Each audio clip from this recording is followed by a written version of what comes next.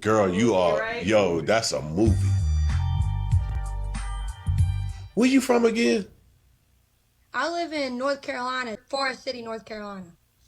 You hear how she sound? You hear how she talks, right? Yo, I see the whole vision. How old are you again? I'm 25. Yeah. Oh, hell yeah. Check your deal. I'm gonna hit you up. We gotta get you more than two. We need catalogs. Bruh, I'm fooling with you. You hard. Carrie, what are your top 3 favorite movies? Probably Halloween. Carrie's I dark know. side. A Nightmare on Elm Street. I've seen all of them. The Alien franchises. I really would not have guessed this from you. I'm scared to sit by her at this point. The summer breeze sure feels nice, but the winter And I said I was going to dedicate this to whatever happens in my music career, that I was going to choose myself, I was going to choose this gift that I have, I was going to share it with others, and I was going to take myself seriously. So I hope this inspires somebody. This is Thank you. What is your name and where are you from? My name is Kendall Cudd and I'm from Forest City, North Carolina. So growing up in Rutherford County, I started singing at church, actually at Florence Baptist Church at a really young age. I remember being in all of the programs. I always was fighting for a solo. I sang in the choir and I started leading worship on the adult praise team at just 16. Being a part of Tonal Spectrum, the a cappella group that I was in high school, at Crest High School actually, we started off just a bunch of kids getting together trying a cappella music. It was fun, it was challenging. We went to competition our first year and we placed second. And so that's when we were like, oh, this might actually be going well for us. We should take this serious and see what we can do with this. So my sophomore year we competed, and we got to go to the finals in New York and compete on a Broadway stage. And during that time in my life, that's when I fell in love with performing. And I remember being on stage, I would be nervous all the way up until I touched the stage, and then I'm just like, I'm ready to go. So a cappella had a huge impact on me wanting to be a performer, me loving the arrangements of music, the harmonies, the pieces to it, like building it, letting it all come together. Even though we were not using instruments, I can respect the instrumentation that comes with putting a song together because of how we built the vocals from the ground up. So it was so much fun. I miss it a lot, actually. I would say I probably got introduced to music from my mom. My mom was an alto in the choir growing up. So most of the time the altos harmonize. My mom was always harmonizing. She has a really deep voice. That's how I picked up and was able to harmonize. Nobody really taught me how to do it. I just remember listening to my mom. My mom has such a good taste in music. My uncle has such a good taste in music, so my dad was listening to bluegrass. My mom was listening to Luther Vandross, Justin Timberlake. My uncle was listening to Beyonce, Shaka Khan, so I got a little bit of everything growing up. So you kind of first started coming out under the game of Cudd. You had the song, the T song that everybody is still craving for you to come back. I am a fan. That's not research. That's not even on this. I hope that that's not on this. So hilarious. That is not on this. I'm a fan. So everybody has been eager about that song, but that's not the question. The question is you took a little bit of break and came back to rebrand, and you came back with Wednesday in 2022, and what was that like? What was that that message you came back? Because I love that song. It's all the stuff that's going on in life, and I'm just so glad that I made it to Wednesday. What was that rebrand for you like? What did that mean to you and stuff like that? Such a good question. You are killing this. So this is the first year that I truly committed to artistry. Prior to this, I always wanted it and I always had a taste of it, but I never just fully committed. So when I decided to write and record the song Wednesday, I was actually in therapy at the time. I had just started going to therapy, and I met with my therapist on Wednesdays. And I remember in the middle of the week I would be so excited. So Wednesdays started to feel like my weekend, because on Wednesdays I knew that I was going to help myself and to better myself emotionally and to grow. So the concept of Wednesday is just, it doesn't have to be a certain day of the week. I mean, it could be something as light as that, or it could be something as deep as I never want to take any day of my life for granted. Every day that I'm here is a blessing and it's purposeful and I can learn something from it and I can be inspired any day of the week. So Wednesday was a fun song. It was definitely me coming back out, but that is the one song that I recorded years ago that I still have out because it's not only special to me, it's special to a lot of people. I was really heavily involved in ministry. I was working in the church. I was singing with Maverick City Music. I was singing with a worship group in Raleigh. It was a really, really big part of my life. And towards the end of 2023, I felt like I needed to take a step back. And that was really difficult for me. It was difficult because I connected with so many people in ministry. My identity was in ministry, and I felt like I was not only going to disappoint people, but I was going to disappoint the Lord.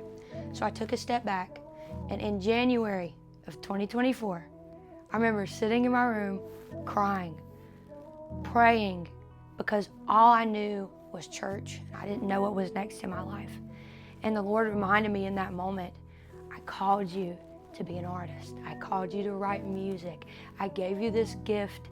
I want you to use it. It's not gonna fall in your lap. You have to take these tools that I blessed you with and apply them.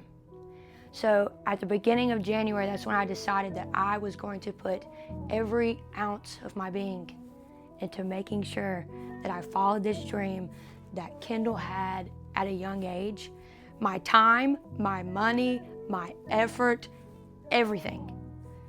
And so I called up a friend that I met through Maverick City. His name's Toby. We've been friends for a while. He's an incredible artist. I said, Toby, I need a producer. I know you have somebody for me. He's like, I have somebody for you. I think you're gonna connect with him. His name is Daniel. He puts me on the phone with Daniel. We get on the phone.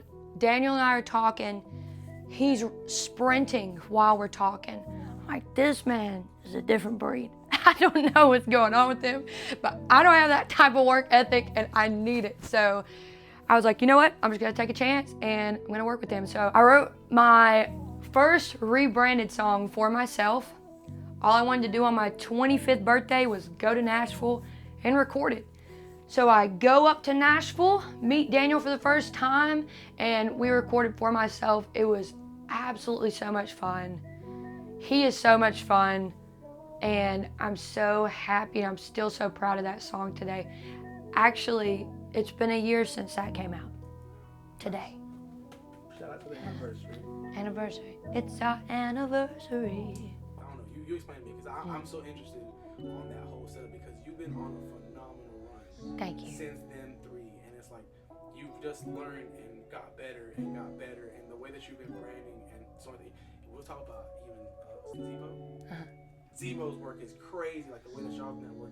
Like, just tell me a little bit about that trilogy, like that, like the sequel and everything leading up to that. Talk to me about that, because like that's so, to me, it seems almost like not planned, not intentional. Yeah. Very intentional. So in 2024, I released 4 songs. I released For Myself, Quarter Life Crisis, Winter Will Eat Us Alive, and then at the end of the year, I released a song called Naive.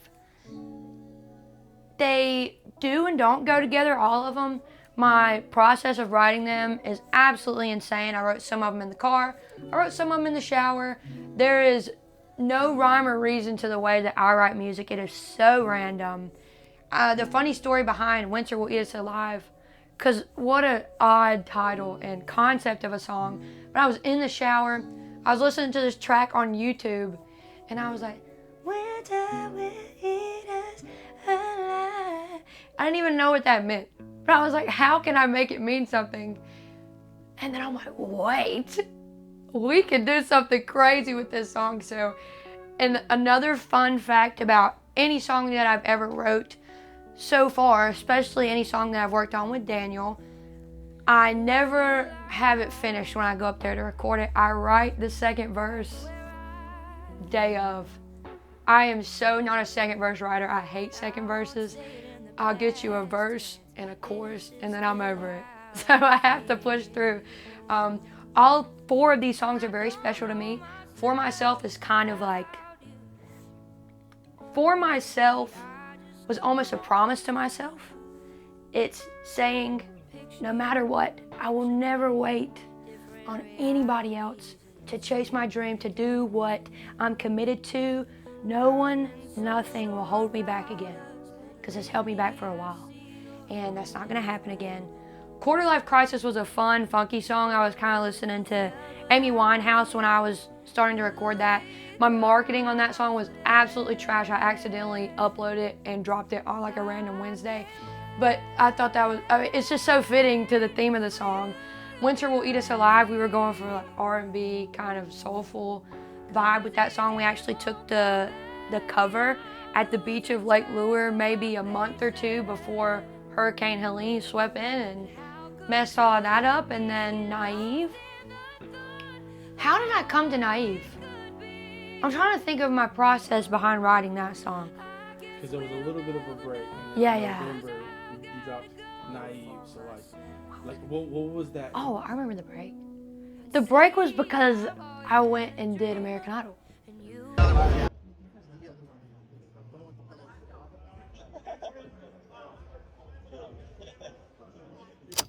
So what people don't really know is you don't do the standing in line thing for American Idol anymore. I had a casting agent reach out to me, and then I did a Zoom call with producers. And from the Zoom call, I sang 3 songs, one of them being for myself. They looked at me and they're like, great, you're gonna audition in front of the judges.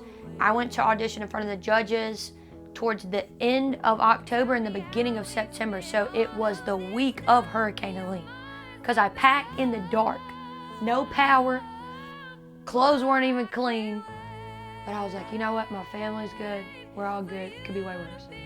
So, fly out to New York. That was my first time on a plane. We get to New York, me and my parents stay in Manhattan, and come to find out we auditioned inside of Madison Square Garden. So, the in-between from Winter Will Eat Us Alive and Naive, there was Idol going on in between the mix of all of that. So I'm connected with some really cool producers in Nashville. I travel about once a month to go work and write with them. We may have a songwriting deal coming soon. I may be relocating to Nashville soon. But one thing that I can say definitely is, though I was not aired on American Idol, I gained so much from it. I gained more confidence in my voice than I've ever had. I've always compared my voice to other people. I love vocal. Like, I love vocalists, so I listen to the best of the best when it comes to vocalists. And I wouldn't put myself in that category. However, when I stood on stage during American Idol, I am singing beside powerhouses. We're talking Whitney Houston's and Celine Dion's and Luther Vandross, and how do you keep up with that? I stood there and I let my tone speak for itself, and the judges loved it, the contestants loved it, and that's when it set in for me that what I have is good enough to exist in this thing that we call the music industry. And I will continue to go after it. I will continue to chase after it. Another thing that I gained from American Idol, and I feel like this is a reason why I was hidden. When I say hidden, I mean I was not shown. I feel like the purpose behind that was really to show me that the Lord is welcome in every room, not just the 4 walls of the church, not just where ministry is taking place. My experience on American Idol was ministry. I was ministered to, I was ministering, and in between every elimination, there were contestants praying over one another. There was worship, and it was just so powerful. It's people from all different backgrounds, all different areas in the world, literally different countries, just coming together and saying, you know, this is bigger than us. And we're not going to be consumed by how heavy it is to compete and how anxious you can get. We're going to stand here in unity and just breathe for a second. And it was just really a beautiful experience. I had a blast. My name is Kendall Cudd, and this is Breaking RoCo.